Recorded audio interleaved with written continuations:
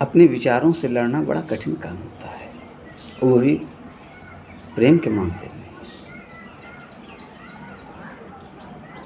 माँ की सीख थी कि लड़कियों की दोस्ती अच्छी भी होती है और बुरी भी होती है।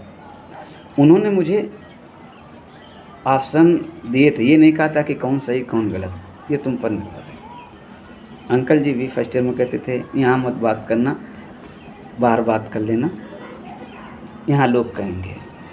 लेकिन मेरी आदत थी कि मैं बातें नहीं करता था, क्योंकि मुझे अपने आप को बचा कर रखना था। क्योंकि हमारी जो हमारा व्यवहार बड़ा सॉफ्ट है,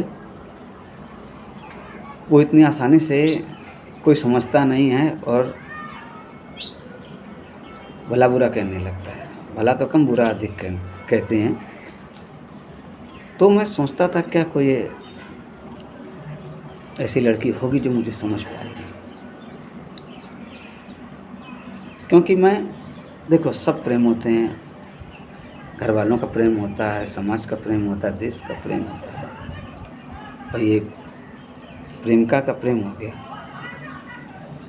तो मैं ये नहीं कर सकता था कि प्रेमिका के प्रेम में चला जाऊं और ये प्रेम छोड़ दूं। मुझे सारे प्रेम चाहिए थे, पर कोई एक दूसरे को काटे ना। तो वही था कि मैं अपने परिवार के लिए उसे छोड़ दूं, वो अपने परिवार के लिए मुझे छोड़ दे।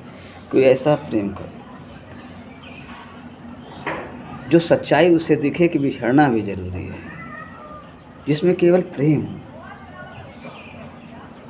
कोई मतलब ना हो, स्वार्थ ना हो। जब एमएससी में पहुंचा तो बिल्कुल क्लियर हो गया कि नहीं, मैं इसी प्रेम की तो बात सोचता था, महसूस करता था। इंटर और बीएससी तक में था कि हाँ कोई होगा। एमएससी तक जैसे पता चला तो विश्वास कम होने लगा कि इतनी गहराई से समझना किसी लड़की के लिए इतना आसान तो नहीं है। अभी तक तो कोई नहीं दिखता, क्योंकि व्यवहार से पता चल जाता है कि सामने वाला क्या सोच रहा है।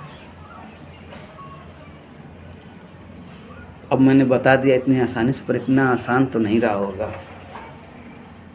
पल पल में भ्रमित करने वाले लोग मिलते हैं, लालच भी देते हैं, लेकिन उन्हें संभाल पाना विचारों को बड़ा कठिन होता है। लेकिन ये समझ असल बात सीरियल शक्तिमान से सीखी थी कि वो अपने द्वंद्व से भी जीत जाता था, लड़ जाता था। ऐसी स्थितियाँ उसको आ जाती थी तो चुनता था क्या करना है, तो उसी सारे जो निर्णय ले रखे थे उन्हीं के सारे में निकल जाता था। मैं फिल्मों से भी सीखा हूँ